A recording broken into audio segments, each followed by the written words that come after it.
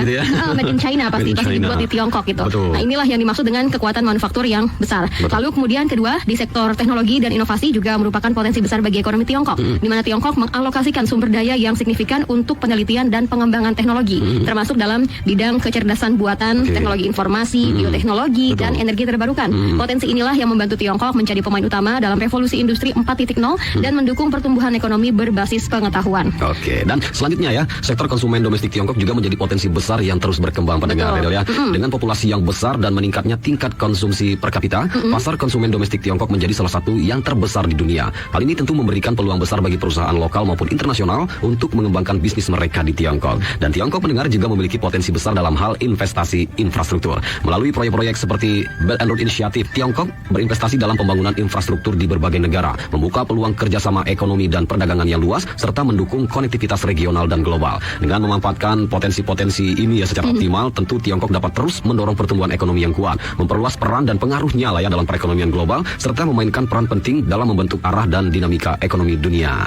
Dan pertumbuhan ekonomi yang stabil di Tiongkok memberikan dampak positif tentunya bagi Indonesia. Ini yang penting sekali ya, di mana permintaan yang meningkat dari pasar Tiongkok membuka peluang baru bagi ekspor Indonesia, terutama dalam sektor pertanian, manufaktur, dan komoditas lainnya. Kerjasama antara Tiongkok dan Indonesia dalam mengatasi tantangan bersama menjadi kunci untuk memastikan keberlanjutan hubungan ekonomi yang sehat. Hal ini mencakup pembangunan kapasitas transfer teknologi dan kerjasama dalam pengelolaan lingkungan.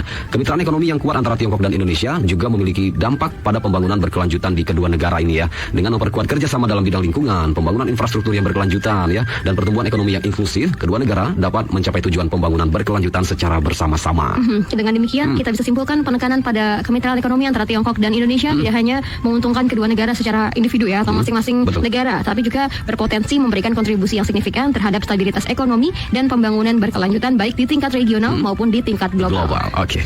Baik pendengar, itu dia untuk informasi yang dapat kami sampaikan dalam bincang